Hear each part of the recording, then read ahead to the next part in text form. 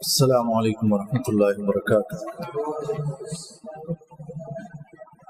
ان الحمد للہ نحمده ونستعینه ونستغفره ونعوذ باللہ من شرور انفسنا ومن سیئات اعمالنا، من يهده الله فلا مضل له ومن يضلل فلا هادي له، اشهد ان لا اله الا الله وحده لا شريك له، واشهد ان محمدا عبده ورسوله، اما بعد فاعوذ بالله من الشيطان الرجيم،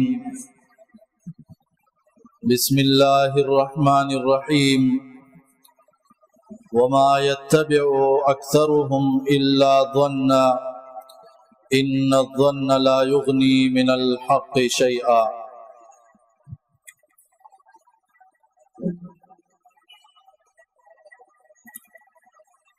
ایک حدیث ابتدا میں ذکر کرتا ہوں تاکہ آج کے مسئلے کو آپ اچھی طرح سمجھ سکیں۔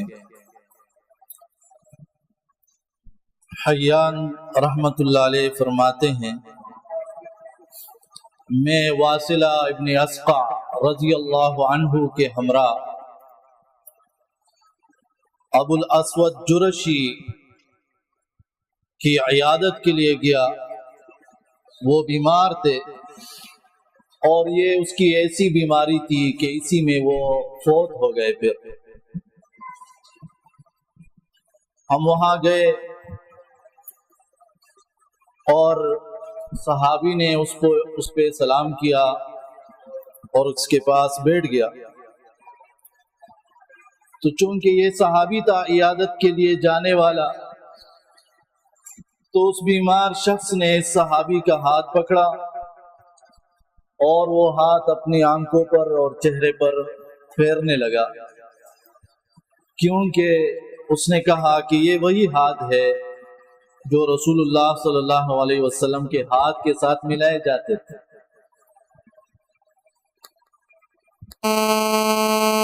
یہ صحابی اس سے پوچھتا ہے،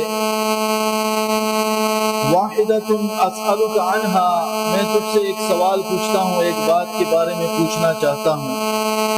تو اس نے کہا کیا بات پوچھنا چاہتے ہیں؟ تو اس صحابی نے کہا کیف ظنک بربک، آپ کا اپنے رب کے بارے میں کیا گمان ہے؟ تو اس نے تکلیف میں سر کے اشارے کے ساتھ کہا کہ اچھا گمان رکھتا ہوں۔ تو اس صحابی نے کہا ابشر، خوش ہو جاؤ، بے شک میں نے رسول اللہ صلی اللہ علیہ وسلم سے سنا، وہ فرماتے تھے کہ اللہ عز و جل نے فرمایا انا عند ظن عبدی بی فلیظن بی ما شاء، میں انسان کے ساتھ اس کے گمان کے مطابق ہوتا ہوں، تو وہ جو چاہے جس طرح چاہے مجھ پر گمان رکھے۔ تو یقیناً ہر انسان چاہتا ہے کہ ہمارا گمان خصوصاً ایسے حالت میں کہ ہم عن قریب موت کی وادی میں جانے والے ہوں، فوت ہونے والے ہوں، ہمارا گمان یہ ہوگا کہ اللہ ہمیں معاف فرما دے، ہمارے گناہوں کو بخش دے، ہماری دعاؤں کو قبول فرما لے۔ تو اسی لیے میرے بھائیوں، یہ اللہ کے بارے میں اچھا گمان رکھنا یہ عظیم عبادت ہے۔ اسی گمان کے بارے میں آج میں بات کروں گا۔ قرآن کریم میں کچھ لوگوں کا تذکرہ ہے کہ وہ جاہل لوگ اللہ کے بارے میں جاہلیت کے گمان رکھا کرتے تھے۔ یظنون باللہ غیر الحق ظن الجاہلیہ، جاہلیت کے گمان یہ ہوتے ہیں کہ میں بیمار ہوں، اللہ مجھے ٹھیک نہیں کرے گا، اللہ مسلمانوں کی مدد نہیں کرے گا۔ اسی طرح جاہلیت کے گمان یہ ہوتے ہیں کہ اللہ میرے مشکلات، ہمارے مشکلات دور نہیں کرے گا، حاجات پوری نہیں کرے گا، ہماری توبہ قبول نہیں فرمائے گا، ہمارے گناہوں کو بخشے گا نہیں۔ اس دین کی حفاظت نہیں کرے گا، اس دین کی مدد نہیں کرے گا، یہ سارے کے سارے جاہلیت کے گمان ہوتے ہیں۔ اور منافق لوگ اور جن کے دلوں میں بیماریاں تھی، وہ ایسا گمان رب العالمین کے بارے میں رکھا کرتے تھے، یہاں تک کہ ان کا گمان یہ بھی تھا کہ اللہ رب العالمین کچھ باتوں کو نہیں جانتا، ہمارے کچھ اعمال سے وہ باخبر ہوتا ہے اور کچھ اعمال سے وہ باخبر نہیں ہوتا۔ میرے بھائیوں، کوئی ایسا عمل نہیں ہے، کوئی ایسی بات نہیں ہے، کوئی دل کا ایسا ارادہ نہیں ہے جو اللہ سے پوشیدہ ہو، اللہ سے چھپا ہوا ہو۔ سب کچھ اللہ کو معلوم ہے۔ اللہ کے بارے میں ہمارا گمان یہ ہے کہ اللہ علیم بذات الصدور، دلوں کے رازوں کو بھی جاننے والا ہے، اور اللہ کے بارے میں ہمارا گمان یہ ہے ان اللہ علی کل شیء قدیر، بے شک اللہ ہر چیز پر قدرت رکھنے والا ہے۔ تو یہ ظن جو ہے کبھی یقین کے لیے استعمال ہوتا ہے اور کبھی شک کے لیے استعمال ہوتا ہے۔ یہ اللہ رب العالمین کے بارے میں لوگوں کے گمان میں سے گمان میں نے ذکر کیا۔ ایک یہ بھی ہے کہ ایک انسان یہ کہتا ہے کہ میں ہمیشہ بے روزگار رہوں گا، میرے اولاد نہیں ہوگی، مجھے سکھ نہیں ملے گا، مجھے خوشی نہیں ملے گی، میرے ساتھ اللہ کی کوئی مدد نہیں ہوگی۔ اس کے بارے میں 17ویں پارے میں ذکر ہے، من کان یظن ان لن ینصرہ اللہ فی الدنیا والآخرہ فلیمدد بسبب الی السماء ثم لیقطع۔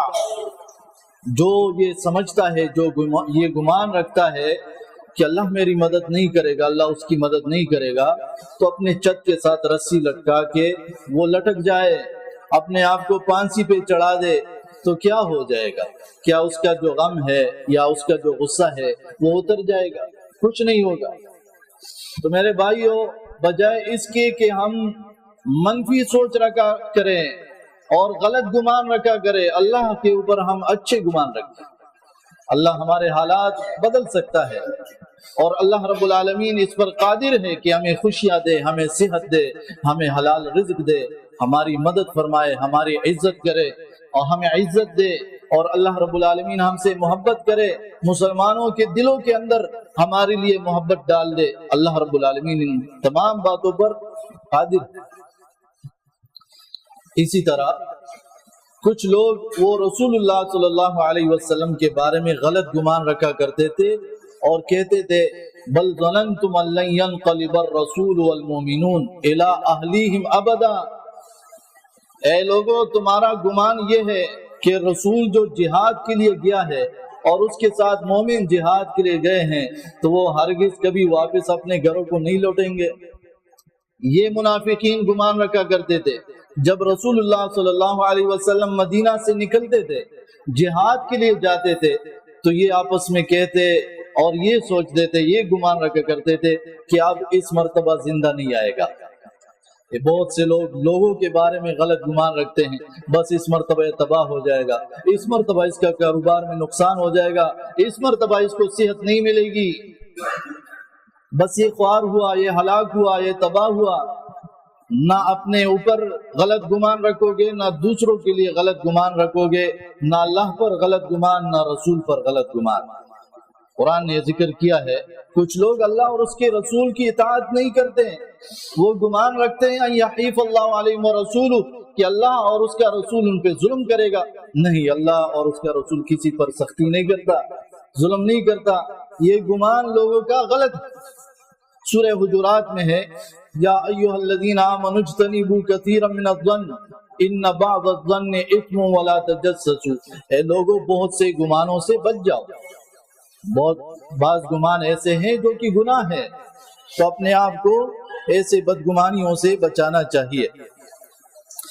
اور کچھ گمان ایسے ہیں جو کہ انسان کو اعلیٰ مقام پر پہنچا دیتے ہیں، جس طرح قرآن میں ذکر ہے وَاسْتَعِينُوا بِالصَّبْرِ وَالصَّلَاةِ إِنَّ اللَّهَ مَعَ الصَّابِرِينَ وَإِنَّهَا لَكَبِيرَةٌ إِلَّا عَلَى الْخَاشِعِينَ الَّذِينَ يَظُنُّونَ أَنَّهُم مُّلَاقُو رَبِّهِمْ وَأَنَّهُمْ إِلَيْهِ رَاجِعُونَ۔ جن لوگوں کا گمان یہ ہے کہ ہم اپنے رب سے ملاقات کریں گے، اپنے رب کی طرف ہمیں پیش ہونا ہے، تو ان کے لیے یہ فائدہ ہوتا ہے کہ تمام عبادات، خصوصاً صبر کرنا اور نماز پڑھنا ان کے لیے آسان ہو جاتا ہے۔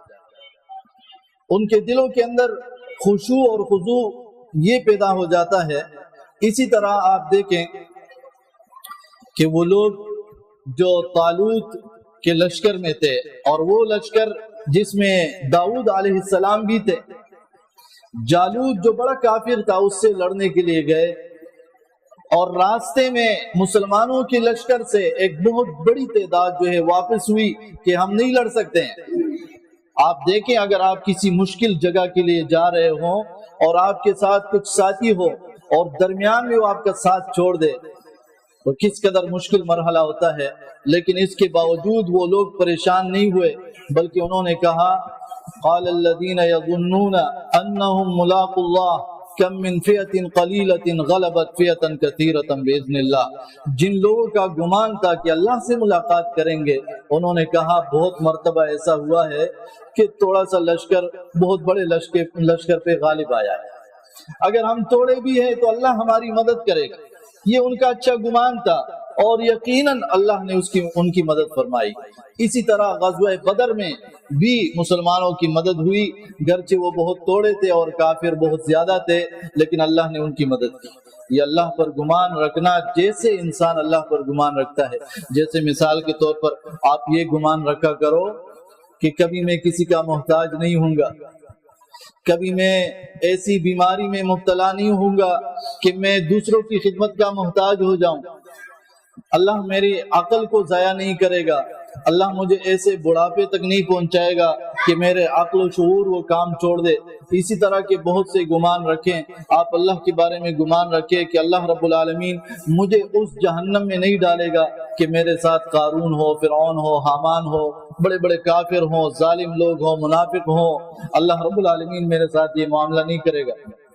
جب آپ اللہ کے بارے میں اچھا اور سچا گمان رکھتے ہو تو آپ کے دل کو اللہ تبدیل کر دیتا ہے، آپ کا دل اللہ کے بارے میں سچا اور مخلص ہو جاتا ہے، اور یقیناً نتیجہ پھر وہی نکلتا ہے جو کہ اچھا نتیجہ ہوتا ہے۔ ابن قیم رحمۃ اللہ علیہ کی ایک بات یاد آ گئی، وہ فرماتے ہیں کہ مومنوں کے لیے تو اللہ رب العالمین نے اچھی زندگی کا وعدہ کیا ہے، من عمل صالحا من ذکر او انثى وهو مؤمن فلنحيينه حیاتا طیبہ ولنجزینهم احسن الذی بما كانوا يعملون، کہ آخرت تو خوبصورت ہوگا ہی، دنیا میں بھی مومنوں کو جو نیک اعمال کرتے ان کو حیات طیبہ ملے گی، خوبصورت پاکیزہ زندگی ملے گی۔ تو فرماتے ہیں پھر مسلمان وہ پریشان کیوں ہوتے ہیں، پھر مسلمان غمگین کیوں ہوتے ہیں؟ بڑی عجیب بات انہوں نے ارشاد فرمائی کہ جب انسان اللہ کی اور اس کے رسول کی نافرمانی کرتا ہے تو اللہ رب العالمین اپنے لشکروں میں سے، اپنے سپاہیوں میں سے 2 سپاہی ایسے بندے پر مقرر کر دیتا ہے، ایک سپاہی کا نام ہے غم اور دوسرے سپاہی کا نام ہے پریشانی۔ یہ سپاہی، یہ فوجی ان کے ساتھ ہمیشہ اس بندے کے ساتھ ہوتے ہیں، یہ غم میں مبتلا ہوتا ہے، یہ پریشانی میں مبتلا ہوتا ہے، جب تک یہ انسان اللہ کی نافرمانیاں چھوڑتا نہیں ہے، جب تک یہ انسان توبہ نہیں کرتا، استغفار نہیں کرتا ہے۔ تو یاد رکھیں یہ انسان کا دل اللہ نے ایسی حالت میں پیدا کیا ہے کہ یہ کچھ نہ ہونے کے باوجود خوش رہنے والا ہے۔ یہ دل ایسا ہے اگر کچھ بھی نہ ہو یہ خوش رہے گا، اس کے باوجود لوگ پریشان کیوں ہے؟ وہ اس وجہ سے، گناہوں کی وجہ سے، نافرمانیوں کی وجہ سے۔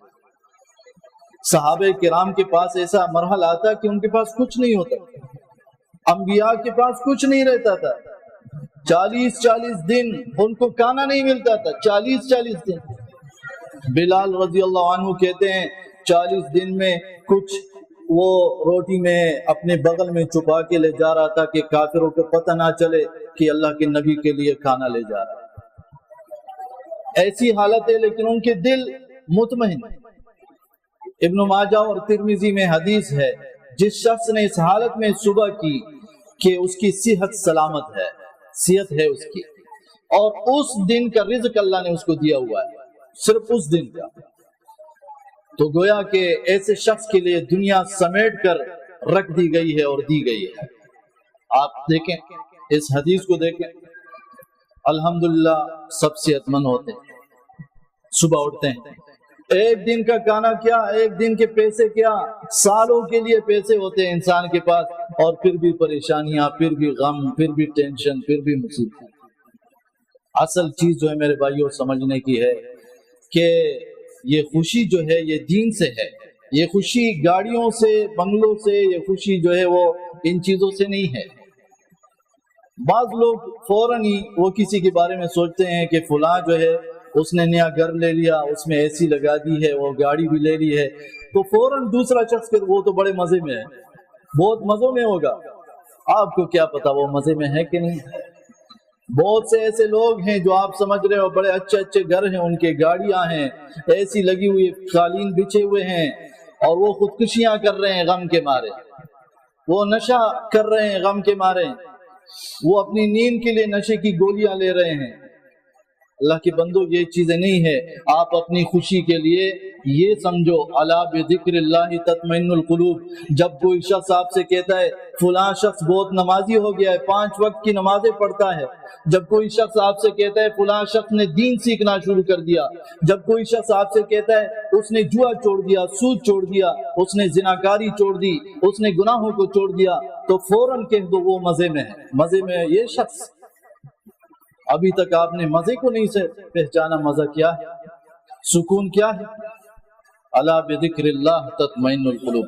اللہ کے ذکر میں، اللہ کی یاد میں، اللہ کے دین میں سکون ہے۔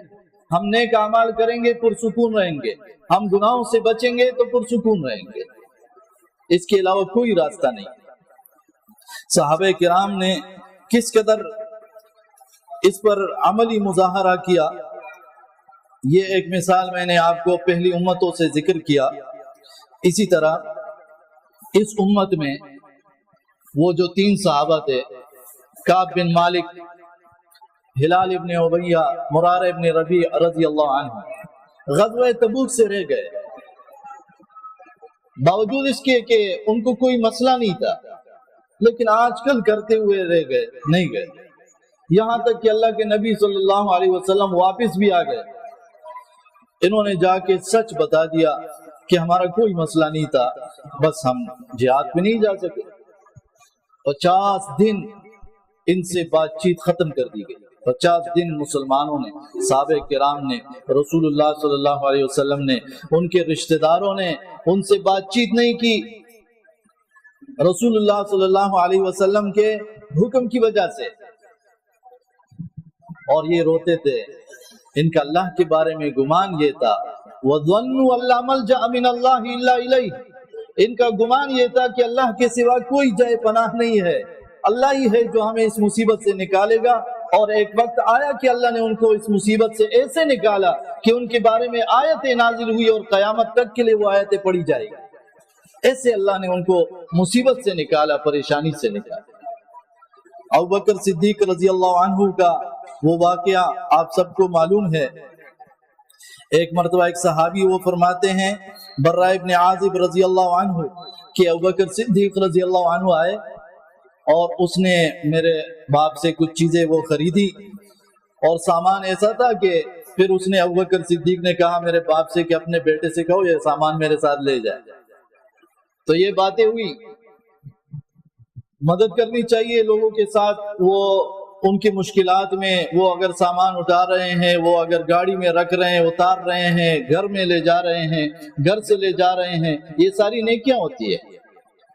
تو بہرحال یہ اس صحابی نے اس سے پوچھا کہ وہ وقت مجھے بتاؤ کہ آپ مکہ سے نکلے چوری چھپے، کافروں سے ڈرتے ہوئے، کہ ایسا نہ ہو ہمیں دیکھ لے اور رسول اللہ صلی اللہ علیہ وسلم کو نقصان پہنچے۔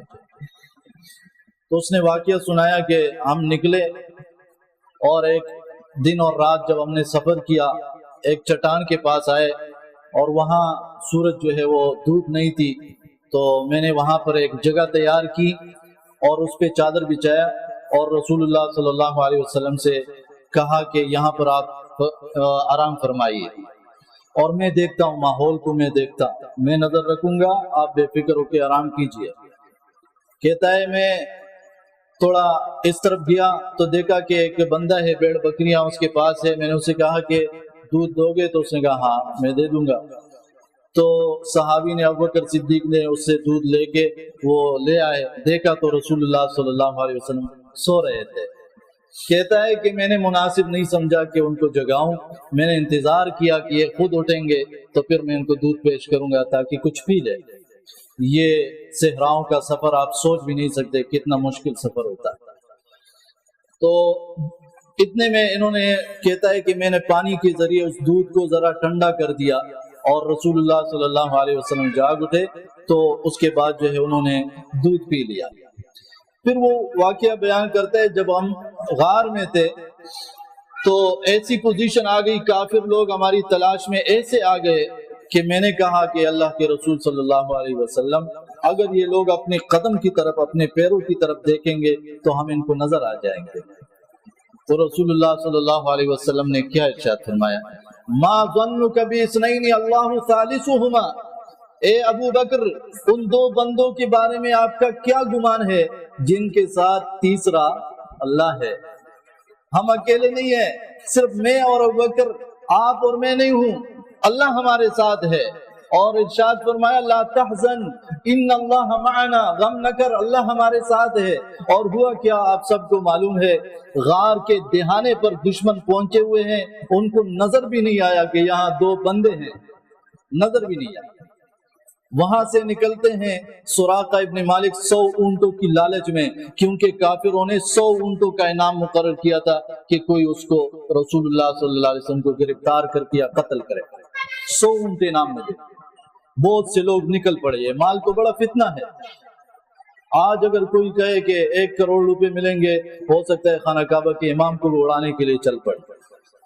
مال بڑا سخت فتنہ ہے۔ تو کہتے ہیں کہ ہم باہر نکلے، ابھی جا رہے ہیں تو دیکھا کہ سراقہ ابن مالک آ رہا، گھوڑے پر سوار ہو، ہمارے قریب پہنچتے ہیں اور یہاں تک کہ رسول اللہ صلی اللہ علیہ وسلم نے اس کے لیے بد دعا کی اور وہ گھوڑا جو ہے زمین میں دھس گیا، یہاں تک کہ پیڑ تک ان کی ساری جو ہے وہ ٹانگیں وہ زمین میں دھس گئی۔ اور اس نے کہا کہ تم لوگوں نے بد دعا کی ہے، دعا کرے ابھی کہ میں اس مصیبت سے نکل آؤں، میں آپ لوگوں کو نقصان نہیں پہنچاؤں گا۔ تو اللہ کے نبی صلی اللہ علیہ وسلم نے دعا فرمائی تو وہ بچ گیا۔ اور پھر اس نے کہا کہ میں تمہاری حفاظت کروں گا، اس راستے پہ جو کوئی آئے گا میں اسے کہوں گا کہ اس راستے پہ نہیں ہے، میں نے چیک کر لیا ہے۔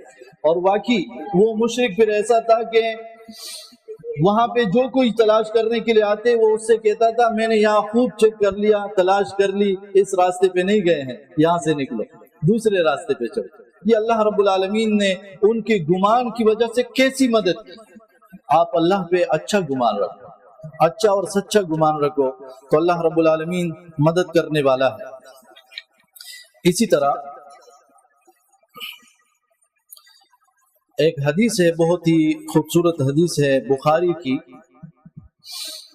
عمر رضی اللہ عنہ کی روایت سے۔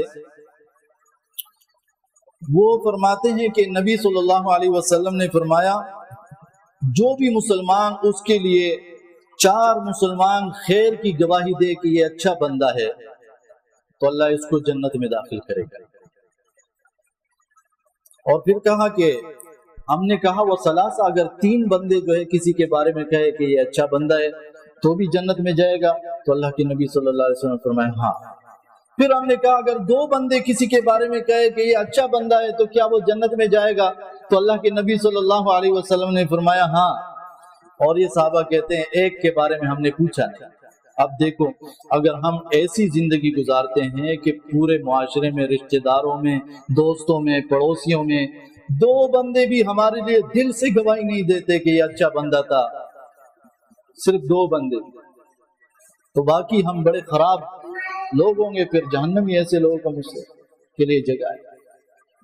2 بندے تو شہادت دے، گواہی دے کہ بڑا اچھا بندہ ہے، بڑا اچھا آدمی ہے، تو اپنے آپ کو اس طرح اچھا بنانا کہ مسلمان بھی گواہی دے آپ کی موت پر کہ بڑا اچھا آدمی تھا، خیر والا آدمی تھا، اور اس کے بنا پر رب العالمین ہماری بخشش فرما دے۔ ایک حدیث ہے ابو داؤد میں، ابو ہریرہ رضی اللہ عنہ فرماتے ہیں کہ رسول اللہ صلی اللہ علیہ وسلم نے فرمایا بے شک اللہ کے بارے میں اچھا گمان رکھنا من حسن العبادہ، یہ خوبصورت عبادت، اچھی عبادت۔ میرے بھائیو یاد رکھو، بعض مرتبہ ایسا ہوتا ہے لوگوں کو پتہ نہیں ہوتا کچھ چیزوں کا۔ آپ بیٹے بیٹے اللہ کے بارے میں سوچ رہے ہو، بیٹے بیٹے اللہ سے محبت رکھ رہے ہو، اللہ کے بارے میں اچھا گمان رکھ رہے ہو، بہت عظیم عبادت کر رہے ہو آپ۔ ایک حدیث میں آتا ہے ایک شخص اللہ کے نبی صلی اللہ علیہ وسلم کے پاس سے بہت تیزی سے گزرا، تو ایک دوسرے صحابی نے کہا کہ کاش یہ اللہ کے راستے میں ایسے تیزی سے جاتا تو بہت اچھا ہوتا۔ تو اللہ کے نبی صلی اللہ علیہ وسلم نے فرمایا اگر یہ اس لیے تیزی سے جا رہا ہے کہ اپنے چھوٹے چھوٹے بچوں کے لیے کچھ کمائے تو یہ بھی فی سبیل اللہ ہے۔ اگر یہ اس لیے تیزی سے جا رہا ہے کہ اپنے بوڑھے والدین کے لیے کچھ کمائے، کوشش کرے، تو یہ بھی فی سبیل اللہ ہے۔ میرے بھائیوں اگر ہم اچھی نیت کے ساتھ اپنے اوپر خرچ کرتے ہیں، اپنی بیوی بچوں پر خرچ کرتے ہیں، تو یہ بھی اللہ کے دین کا حصہ ہے۔ آپ آفس میں بیٹھے ہو، فیکٹری میں ہو، آپ گاڑی چلا رہے ہو، لیکن اللہ کے دین کے کام میں ہو، آپ عبادت میں لگے ہوئے، بس اللہ سے تعلق ہونا چاہیے، اللہ کو بھولنا نہیں، تو ساری زندگی ہماری عبادت۔ ایک حدیث میں آتا ہے ایک انسان جو رات کو سوتا ہے اور وہ کہتا ہے میں رات کو اٹھوں گا، تہجد پڑھوں گا، لیکن وہ رات کو اٹھ نہیں پاتا ہے۔ ارادہ اس کا دل سے مضبوط تھا لیکن رات کو اٹھا نہیں، یہاں تک کہ صبح اٹھا ہو، تہجد نہیں پڑھی اس نے، تو اللہ رب العالمین فرشتوں سے کہتا ہے اس کے لیے پوری تہجد لکھ دو۔ اس نے چاہا تھا لیکن یہ اٹھ نہیں سکا۔ اللہ رب العالمین تو ایسے معاملہ کرتا ہے اپنے بندوں کے ساتھ۔ تو اللہ کے بارے میں اچھا گمان رکھنا یہ ایک بہت عظیم عبادت، خصوصاً جب انسان موت کے قریب ہو، خصوصاً جب انسان مشکلات میں ہو، تکلیفوں میں ہو، تو اس وقت آپ کے لیے میڈیسن سے زیادہ، دوائیوں سے زیادہ ایک مرض میں جو آپ کو فائدہ دے گا وہ اللہ کے بارے میں اچھا گمان کہ اللہ مجھے صحت دے گا۔ یہ گمان آپ رکھو گے تو دوائیاں اتنی وہ طاقت نہیں رکھتی جس قدر یہ چیز ہے، جس سے جو ہے آپ کو سخت فائدہ وہ ملے گا۔ اور موت کے وقت اس طرح گمان رکھنا کہ اللہ مجھے معاف کرے گا، اللہ جو ہے میری بخشش فرمائے گا، یہ بہت ضروری چیز ہے۔ ایک اور حدیث ہے بخاری کی، راوی ہے قیس رحمت اللہ علیہ، فرماتے ہیں کہ میں مسجد نبوی میں بیٹھا تھا، اتنے میں ایک شخص آیا اور اس کے چہرے سے ظاہر ہو رہا تھا کہ یہ شخص اللہ سے ڈرتا ہے، عاجزی تھی اس میں۔ تو مسجد میں جو لوگ بیٹھے ہوئے تھے تو انہوں نے کہا کہ ھذا رجل من اہل الجنہ، یہ جنتی لوگوں میں سے یہ آدمی ہے۔ تو یہ شخص کہتا ہے کہ یہ بندہ اندر آیا اور 2 رکعت نماز اس نے پڑھی، مختصر طور پہ 2 رکعت نماز اس نے پڑھی اور اس کے بعد نکلا۔ تو میں بھی اس کے پیچھے گیا اور اس سے کہا کہ لوگ کہتے ہیں یہ جنتی آدمی ہے۔ تو اس نے کہا کہ کسی کے لیے مناسب نہیں ہے کہ ایسی بات کہے جو جانتا نہیں ہو، جس کا علم نہیں ہو، لیکن میں آپ سے اس کے بارے میں حدیث سناتا، یعنی یہ لوگ صحیح کہہ رہے ہیں کیونکہ اللہ کے نبی صلی اللہ علیہ وسلم نے ایسا فرمایا تھا۔ کہتا ہے کہ میں نے اللہ کے نبی صلی اللہ علیہ وسلم کے زمانے میں خواب دیکھا کہ میں ایک باغ میں ہوں اور باغ بہت وسیع ہے اور بہت وہ سبز ہے، بہت خوبصورت باغ ہے، اور اس کے درمیان جو ہے ایک ستون ہے، ایک پلر ہے جو کہ لوہے کا ہے، وہ ستون جو ہے وہ زمین پر ہے اور آسمان تک پہنچا ہوا ہے اور اس کے اوپر ایک مضبوط کڑا ہے۔ تو مجھے جو ہے وہ باغ میں کہا جاتا ہے کہ تم اس ستون پہ چڑھ جاؤ، میں کہتا ہوں میں طاقت نہیں رکھتا کہ اس پہ چڑھ جاؤ۔ تو اتنے میں وہاں کا خادم آتا ہے اور میری مدد کرتا ہے، میں اوپر کے حصے میں پہنچ جاتا ہوں اور پھر مجھے کہا جاتا ہے کہ اس کھڑے کو مضبوطی سے پکڑ لو، میں اس کو پکڑ لیتا ہوں۔ تو اتنے میں خواب سے بیدار ہوتا ہوں۔ تو میں نے رسول اللہ صلی اللہ علیہ وسلم سے خواب بیان کیا تو اللہ کے نبی صلی اللہ علیہ وسلم نے فرمایا یہ باغ جو تھا یہ اسلام ہے، اور یہ ستون اسلام کا ستون ہے، اور یہ جو اوپر کڑا ہے وہ عروۃ الوثقی ہے، مضبوط کڑا ہے، آپ نے اس کو پکڑ لیا اور موت تک آپ اسلام پہ رہیں گے۔ یہ اللہ کے نبی صلی اللہ علیہ وسلم نے اس کے لیے گواہی دی۔ یہ صحابی جو ہے عبداللہ ابن سلام رضی اللہ عنہ تھا۔ اسی طرح یہ گمان کے بارے میں 2-3 باتیں مختصر طور پہ عرض کرتا ہوں کیونکہ وقت مختصر ہوتا ہے۔ علی رضی اللہ عنہ فرماتے ہیں اگر ایک شخص آپ کے پاس آتا ہے اور آپ سے کچھ مانگتا ہے تو آپ اس کو دو، وَإِن جَاءَ عَلَى فَرَسٍ، گرچہ وہ گھوڑے پر سوار ہو کے آیا ہو۔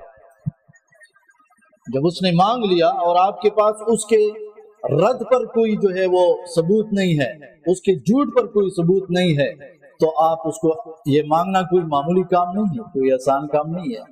جب اس نے مانگ لیا تو اچھا گمان کر کے اس کو دے دے، اس کا حق پہنچتا ہے۔ ہاں اگر آپ کو کسی دلیل اور ثبوت کے ساتھ معلوم ہو کہ یہ جھوٹا شخص ہے، یہ دھوکے باز ہے، یہ ویسی عادت بنائی ہوئی ہے، پھر وہ الگ بات ہے۔ جب تک آپ کو معلوم نہیں ہے، اگر ایک شخص اچھے کپڑوں میں بھی آ جائے تو آپ یہ نہیں کہ اس کو باتیں سنانا شروع کر دیں، یہ جسم دیکھو، یہ سٹائل دیکھو، یہ دیکھو، اور بہت سے حالات، بہت سے حادثات ہوتے ہیں میرے بھائیوں۔ ایک شخص جو ہے وہ پرسوں میں پڑھ رہا تھا، ایک شخص کے جو ہے بڑے بڑے بحری جہاز جو ہے وہ سینکڑوں بحری جہاز تھے، اب لاہور میں ایک جھونپڑی میں رہ رہا ہے، ایک مختصر مکان میں وہ رہ رہا ہے۔ حالات جو ہے اللہ رب العالمین فوراً تبدیل کرنے پر قادر ہے، کسی کو اٹھا لیتا ہے، کسی کو گرا دیتا ہے۔ یبسط الرزق لمن یشاء ویقدر۔ اسی طرح یہ جو جن صحابہ کا میں نے تذکرہ کیا ان میں سے جو کعب بن مالک رضی اللہ عنہ تھے، نبی صلی اللہ علیہ وسلم نے ان کے بارے میں پوچھا کہ وہ کیوں نہیں ہے غزوہ تبوک کے لیے جب گئے تھے، تو کچھ لوگوں نے کہا کہ اس کے پاس چادریں ہیں یا مال ہے، اس مال کی وجہ سے وہ نہیں آیا ہے۔ تو معاذ بن جبل رضی اللہ عنہ نے فرمایا بئس ما قلتا، بہت بری بات کہی تھی تم نے، واللہ یا رسول اللہ ما علمنا علیہ الا خیرا، اس کے بارے میں اللہ کی قسم ہے اللہ کے رسول ہم خیر کے علاوہ کچھ نہیں جانتے۔ یعنی ایک شخص نے بری بات کہہ دی تو دوسرے صحابی نے کہا کہ نہیں ایسا نہیں کہنا، ہم تو اس کے بارے میں اچھا ہی سمجھتے ہیں، خیر ہی سمجھتے ہیں، پتہ نہیں کہ وہ کیوں نہیں آیا، اس جہاد میں ہمارے ساتھ کیوں نہیں آیا۔ تو یہ اچھا گمان ہوتا ہے۔ اسی طرح نبی صلی اللہ علیہ وسلم ایک صحابی نے ان کو دعوت دی کہ آپ ہمارے پاس آئیں، اور اللہ کے نبی صلی اللہ علیہ وسلم کے گھر گئے، وہاں پر 2 رکعت نماز ادا کی۔ تو جب لوگوں کو پتہ چلا کہ اللہ کے نبی اس گھر میں آئے ہیں تو سارے لوگ آنے شروع ہو گئے، یہاں تک کہ بہت رش بن گیا۔ تو اتنے میں ایک شخص نے کہا وہ فلاں کیوں نظر نہیں آ رہا، تو دوسرے نے کہا کہ وہ تو منافق ہے، اللہ اور اس کے رسول سے محبت نہیں کرتا ہے، یعنی وہ اس لیے نہیں آیا۔ تو اللہ کے نبی صلی اللہ علیہ وسلم نے اس سے روکا اور کہا آپ جانتے نہیں ہو کہ اس نے لا الہ الا اللہ صرف اللہ کی رضا کے لیے پڑھا ہوا ہے۔ وہ بدگمانی کو کیسے دور کر دیا۔ اسی طرح عمر رضی اللہ عنہ کے دور میں کچھ لوگوں نے سعد بن ابی وقاص رضی اللہ عنہ کے بارے میں شکایت کر دی اور کچھ عجیب شکایتیں کر دی۔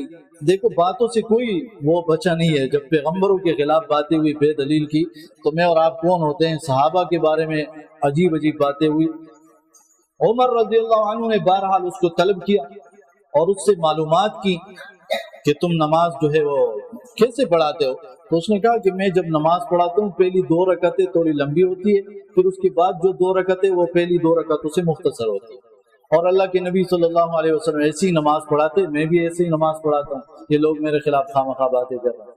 تو عمر رضی اللہ عنہ نے کہا میں بھی آپ کے بارے میں یہی اچھا گمان رکھتا تھا، یعنی لوگوں کی بات اس نے سن لی، تحقیق کرنے کا اس نے ارادہ بھی کیا، تحقیق بھی کی، لیکن جیسے اس نے بات سنی اسی وقت سے اس کا گمان تھا کہ یہ لوگ جو اس کے بارے میں کہہ رہے ہیں یہ غلط ہیں۔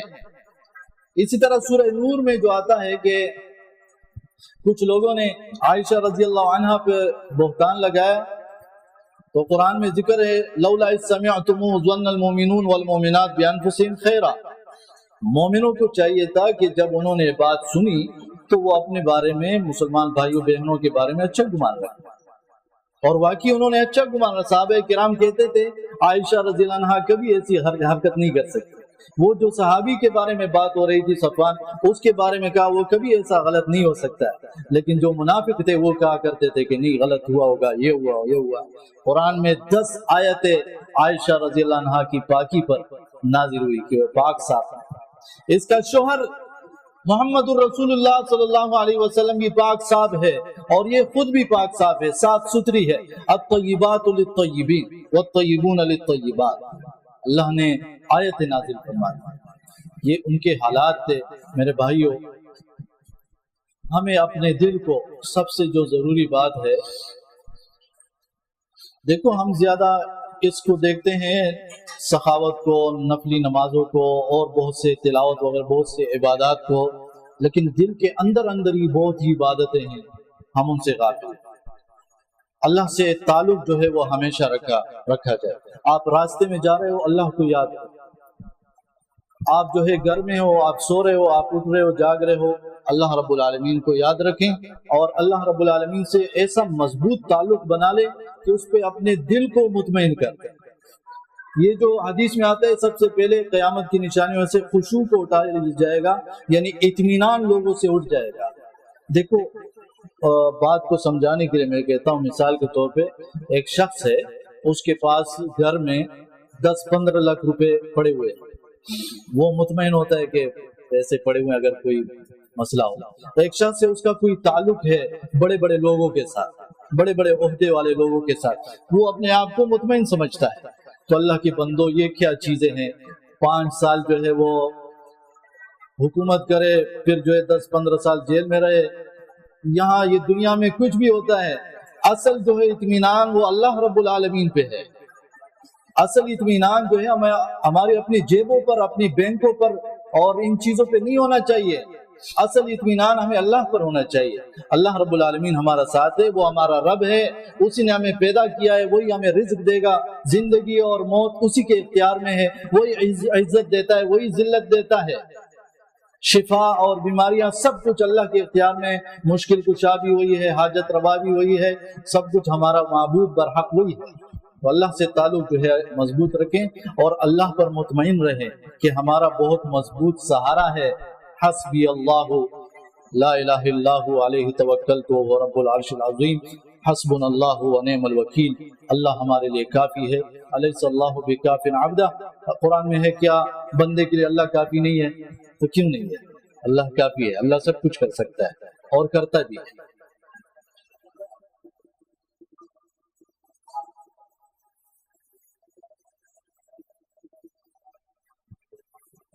ان الحمد لله نحمده ونستعينه ونصلي على رسوله الكريم، اما بعد فاعوذ بالله من الشيطان الرجيم، بسم الله الرحمن الرحيم، والعصر ان الانسان لفي خسر الا الذين امنوا وعملوا الصالحات وتواصوا بالحق وتواصوا بالصبر۔ پیارے محترم بھائیو،